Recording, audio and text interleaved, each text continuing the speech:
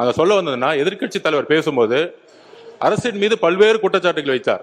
நாங்கள் ரொம்ப அமைதியா இருந்தோம். ஒரு குரல் கூட நாங்க பேசல. ஆனால் ஒரு ஜனநாயகப்படி எங்களுடைய கருத்துக்களை கேட்க வேண்டும். அதற்கு எதிர்க்கட்சி தலைவரா இருக்கும் கொறடாவும் அதுக்கு ஒரு ஆணையிடணும். நாங்க எந்திரிச்சு பேசும்போது குரல் கொடுக்கிறது அவைக்கு உடைய மரபு மீறிய செயல்ங்கிறத நான் திரும்பி பதிவு பண்றேன். அப்ப ஆதாரத்துடன் பேசுறேன்.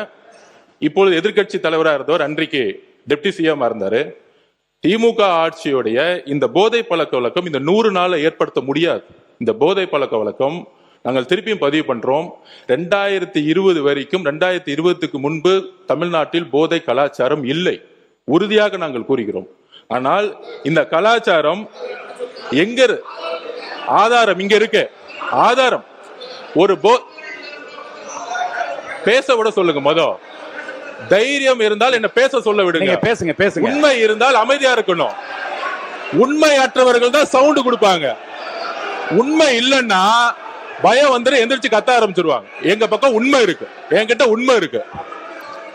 ஒரு போதை கலாச்சாரம் தமிழ்நாட்டில் அதிகமா உருவாச்சுன்னா எங்க முதல்ல பிரச்சனை வரும்னா, குழந்தைகள் மீது பாலியல் வன்கொடுமை உருவாக்கப்படும். போதை கலாச்சாரம் உருவாகும் பொழுது குழந்தைகள் மீது பாலியல் வன்கொடுமை அதிகமாகும். இதுதான் ரெண்டுத்துக்கான நெருக்கம். அதுல 2020 தமிழ்நாடுடைய காவல்துறை அறிக்கை சொல்றேன். 2020 4338 கேஸ் போஸ்கோ வழக்கு. 2021 6064, கிட்டத்தட்ட 2000 கேஸ் இன்க்ரீஸ் ஆயிருக்கு. 2022 6580 கேஸ். 2023 6968 கேஸ். 2023 2024 குறிப்பாக இதை நோட் பண்ணிக்குவாங்க மாண்பு பேரவைத் தலைவர்களே. 6968 இருந்து 10,046 40% போக்சோ வழக்கு அதிகமா இருக்கு. அப்பொழுது இப்ப நாங்க ஆன்டி டெக்ஸ் போர்ஸ் போட்டிருக்கோம். எங்களுடைய முதலமைச்சர் பிரச்சாரத்தை உருவாக்கி இருக்காங்க. முக்கியமான இன்னொரு ப்ரூஃப் சொல்றோம். மாண்புமிகு எதிர்க்கட்சி தலைவர் இதை பத்தி சொல்லணும். முக்கியமான ஒரு ப்ரூஃப், பாலியல் தொந்தரவில் 2.5 வயது பெண் குழந்தை பலி. கற்பழிச்சது திமுக உறுப்பினர். 2.5 வயது குழந்தையை கற்பழிச்சது 2.5 வயது குழந்தையை கற்பழிச்ச திமுக உறுப்பினர். இதை பத்தி இதற்கு முன்பு டெப்டி சிஎம் இருந்த இன்றைக்கு எதிர்க்கட்சி தலைவர் 2.5 வயது குழந்தையை திமுக உறுப்பினர் கற்பழிக்க பொழுது என்ன பேசினார், என்ன நடவடிக்கை எடுத்தாங்க? போதை ஆன்டி டெஸ்டுக்கு எதிராக எத்தனை மீட்டிங் இந்த 5 வருஷமா பதிவு பண்ணாங்க. அயலகத்துறை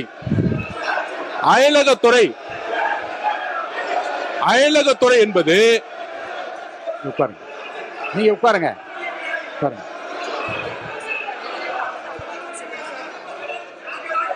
அதாவது அயலக யாராவது அயலகத்துறை என்பது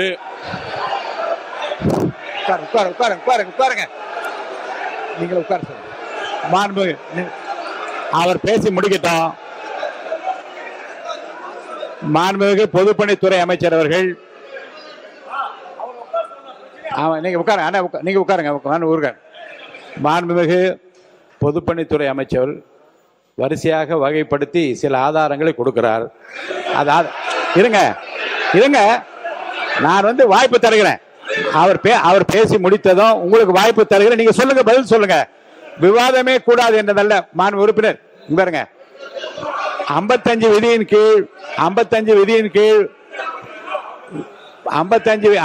விதியின் கீழே கருத்து சொல்வதற்கு நான் அனுமதி அளித்திருக்கிறேன். அவர் கருத்து சொல்றாரு. அதுல மாறுபட்ட கருத்து இருந்தா உங்களுக்கு நான் அனுமதி தரேன். நீங்க பதில் சொல்லுங்க. உட்காருங்க. பொதுப்பணித்துறை முடிச்சிருங்க. பொதுப்பணித்துறை அமைச்சர் முடிங்க. அடுத்து உங்களுக்கு தரப்போற. உட்காருங்க. நீங்க கொடுங்க. இருக்க விதிப்படிதான் நடத்துறேன். நீங்க வாங்க. நீங்க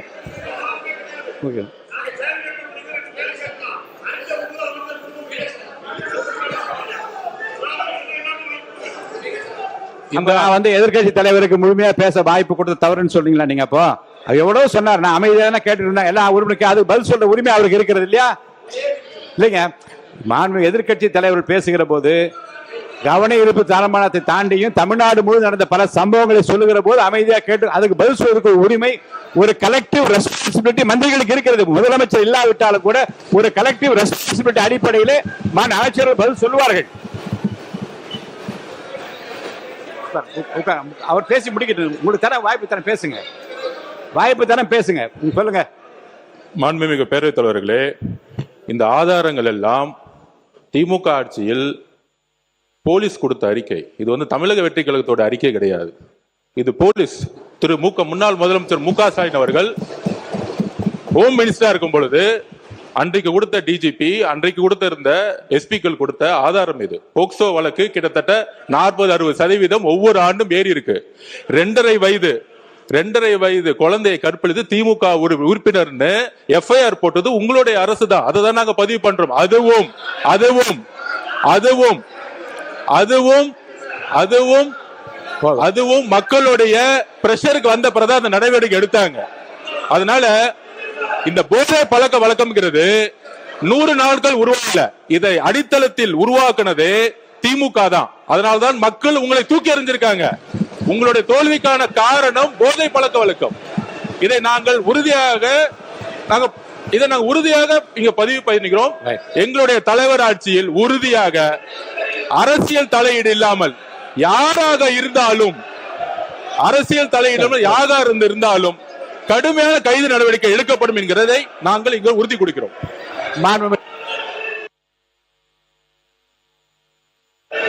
மாநிலத்துறை அமைச்சர் அவர்கள் பேசிய பிறகு மாநில எதிர்க்கட்சி தலைவர் அவர்கள் நீங்க தொடர்ந்து இதை உங்கள் கருத்துக்கள் நீங்க பதிவு செய்யலாம்.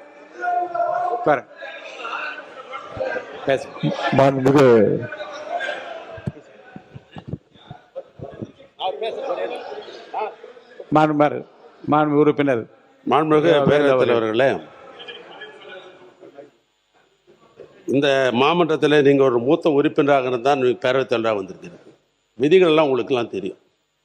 கேள்வி நேரத்திலும் சரி, கவன ஈர்ப்பு தீர்மானத்தில் குற்றச்சாட்டு சொல்லக்கூடாது என்பது நீங்கள் அடித்து கொடுத்திருக்க புத்தகத்திலே இருக்கிறது.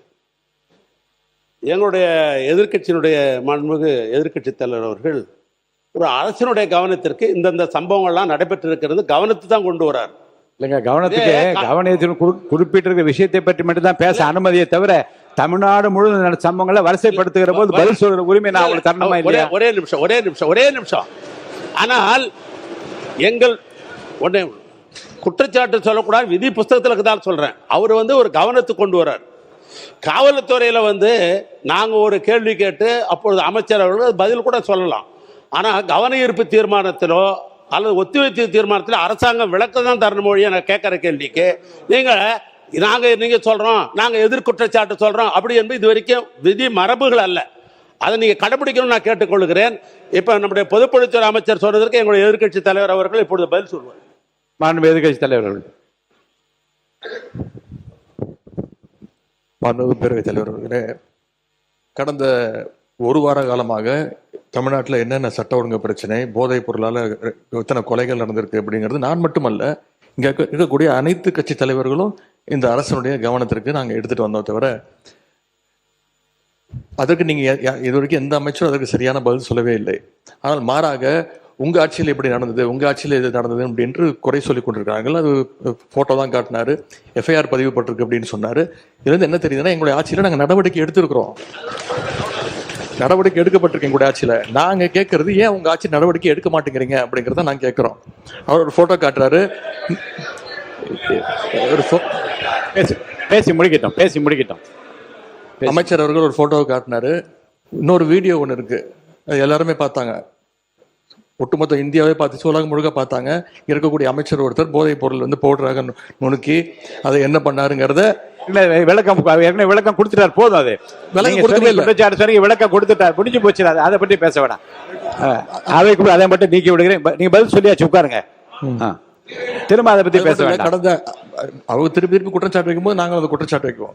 அது மட்டும் இல்லை, கடந்த 5 ஆண்டுகளாக போதைப் பொருட்களை ஒழிக்க நாங்கள் எங்களுடைய தலைவர், எங்களுடைய முதலமைச்சர் சரியான நடவடிக்கை எடுக்கவில்லை என்ற ஒரு கருத்து இங்கே வைக்கப்படுகிறது.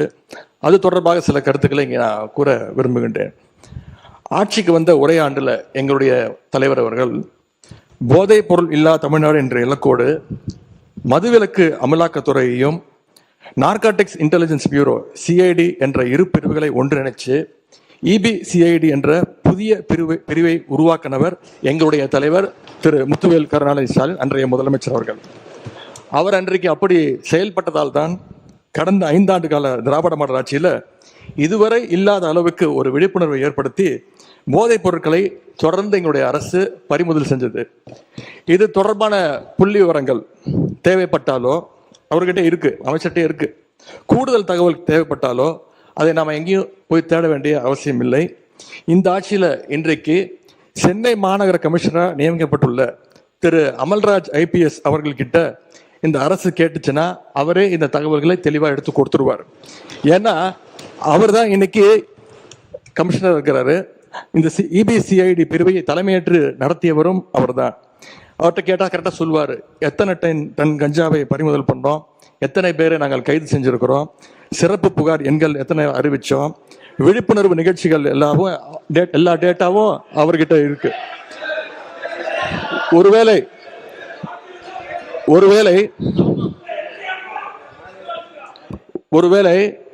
எங்களுடைய திராவிட மாடல் ஆட்சியில போதைப் பொருளை தடுக்கிற செயல்பாடுகள் சரியா நடக்கல அப்படின்னு இந்த அரசு எங்களை குற்றம் சாட்டுச்சுன்னா நான் உங்ககிட்ட கேட்க வேண்டிய கேள்வி, அப்புறம் என்னத்துக்கு அந்த அவ்வளவு பெரிய அதிகாரிய இப்போ இவ்வளவு முக்கியத்துவம் வாய்ந்த சென்னை மாநகராட்சி ஆணையர் பொறுப்புல போட்டிருக்கீங்க என்ற கேள்வி இந்த அரசுக்கு வைக்கிறேன். பொதுப்பணித்துறை அமைச்சர், நீங்க இல்ல இது குற்றச்சாட்டு அல்ல. அதாவது எங்களுடைய நோக்கம் ஒருவரை ஒருவர் குற்றச்சாட்டு அல்ல. போதை பழக்க வழக்கம் தமிழ்நாடு முழுவதும் அதிகமானதுதான். எங்களுடைய பிரச்சாரத்திலேயே ஒவ்வொருத்தருக்கும் சொல்லும் பொழுது எங்களுடைய முதலமைச்சர் நாங்களும் சொல்லும்போது பெண்கள் சொல்லியது எல்லா தெருக்களிலும் இந்த கஞ்சா பழக்கமும் ட்ரக்ஸ் பழக்கமும் அதிகமா இருக்குது, நீங்க ஆட்சிக்கு வந்தா ஒழிச்சிடுங்கன்னு எங்களுடைய கையை பிடிச்சு சொன்னது பெண்கள். அதில் நாங்கள் உறுதியாக இருக்கிறோங்கிறத நாங்க பதிவு பண்ணோம்.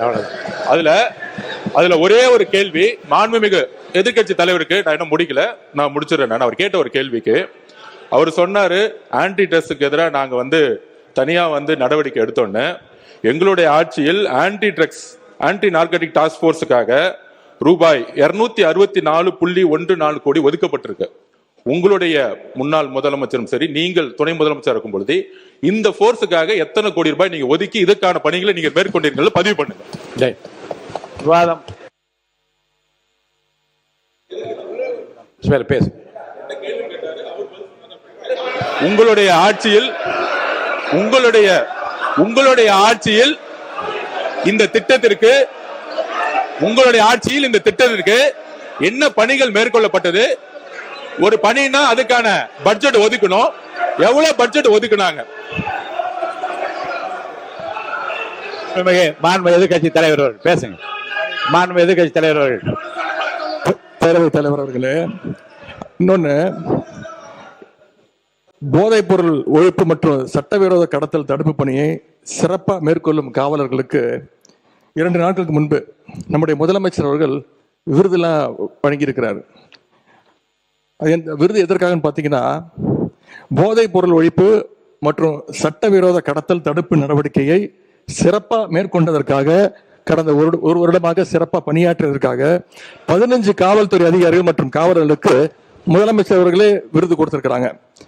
அந்த 15 காவலர்களுமே எங்களுடைய ஆட்சி காலத்துல பல்வேறு வழக்குகள்ல போதைப் பொருள் ஒழிப்பு நடவடிக்கையை சிறப்பா மேற்கொண்டவங்கன்னு இன்னைக்கு அரசு அறிக்கை கொடுத்திருக்கு. விருது பெற்ற அந்த 15 காவலர்களும் எத்தனை கிலோ போதைப் பொருட்களை பறிமுதல் பண்ணாங்க, எத்தனை குற்றவாளிகளை பிடிச்சாங்க, எவ்வளவு நாட்களுக்கு அவங்களுக்குலாம் தண்டனை வாங்கி கொடுத்துருக்காங்க, இந்த விவரங்களை எல்லாம் அரசு வெளியிட்ட செய்தி குறிப்பில் தெளிவா சொல்லியிருக்கிறீங்க. போதைப் பொருள் தடுப்புக்கு எங்க ஆட்சியில நடவடிக்கை எடுக்கல அப்படின்னா அப்புறம் என்னதுக்கு இந்த காவலருக்கு முதலமைச்சர் அவர்கள் விருது கொடுத்தார் அப்படின்னு இங்க நான் பதிய வைக்க விரும்புகிறேன். அதே போல அமைச்சர் அவர்கள் சில கேள்விகளை கேட்கிறாரு. அமைச்சர் அவர்கள் கேட்கிற கேள்விக்கு தான் நான் பதில் சொல்லணும் அப்படின்னு அடம்பிடிக்கிறாரு. இன்னைக்கு நானு நம்முடைய அனைத்து கட்சி தலைவர்கள், எதிர்கட்சி தலைவர்கள்லாம் இன்னைக்கு இந்த என்ன சட்டம் ஒழுங்கு சம்பந்தமா பேசிட்டு இருக்கிறோம். அந்த சம்பந்தப்பட்ட அமைச்சர் இங்க இருக்கிறாரு, அவர் ஏன் இப்ப பதில் சொல்ல மறுக்கிறாரு என்பதை நான் கேட்க விரும்புறேன். உறுப்பினர் ராஜேஷ், ஒரு நிமிஷம் உட்காருங்க. ராஜேஷ், என்ன உங்க தொகுதின்னு ஏதோ சொல்ல வந்தீங்க, என்ன பிரச்சனை சொல்லுங்க.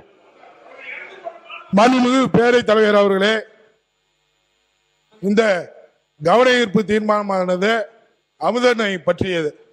அமுதன் பார்த்தீங்கன்னா சகலாபுரம் சட்டமன்ற என் தொகுதி சார்ந்த மாணவன் தான். கள்ளக்குறிச்சி மாவட்டத்திலிருந்து அதிகப்படியாக மாணவர்கள் கோயம்புத்தூர் கல்லூரியில தான் படிச்சுட்டு வராங்க பல ஆண்டு காலமா. ஏன் இதை வலியுறுத்தினா, இந்த போதை பழக்கத்தால அமுதன் இறந்தாருன்றது மாற்று கருத்தே இல்லை. போதை பழக்கம், அந்த அடிச்சு கொண்ட பசங்க எல்லாமே போதை பழக்கத்தில் தான் இருந்தாங்க. அந்த 20 பேருமே போதைப் பொருள் பயன்படுத்திய கல்லூரி மாணவர்கள். அவர்கள் ஒன்றும் கொலை குற்றவாளி கிடையாது. நான் ஏன் இதை சொல்றேன்னா 100 நாள்ல இந்த போதை பழக்கத்தை கத்துக்கிட்டாங்க. நாங்க உங்க ஆட்சியில சொல்ல வரல. நீங்க எதுக்கு எடுத்தாலும் அம்மாவின் ஆட்சின்றீங்க. இந்த கொலை குற்றம் நடந்திருக்கு. அந்த பாதிக்கப்பட்ட அமுதன் தரப்புக்கு தேவையான உதவி செஞ்சுட்டீங்க, அரசாங்க வேலை தரேன்ட்டீங்க, நியாயமானது. ஒன்னே ஒண்ணு மட்டும் சொல்லிக்கிறேன், இந்த போதை பழக்கம் எங்க இருந்து வருது? பல வெளிமாநில கேரளாவில இருந்து வருது. நாம இந்த கவன ஈர்ப்பு தீர்மானமே மாணவர்கள் பாதிக்கப்படக்கூடாது, கஞ்சா பழக்கத்துக்கு ஆட்படக்கூடாதுன்னு நினைக்கிறோம். அதற்கான தீர்வு தான் இந்த சட்டமன்றம் எடுத்து போகணுமே தவிர, போன ஆட்சியில பண்ணிட்டீங்க, இந்த ஆட்சியில கேட்கல. அடுத்து சிறப்பு கவன ஈர்ப்பு தீர்மானம் போதுங்க. நீங்க உங்க தொகுதின்னு சொன்னதுனால உங்களுக்குரிய இடம் தர வேண்டும் என்று அனுமதித்தான் போதும்.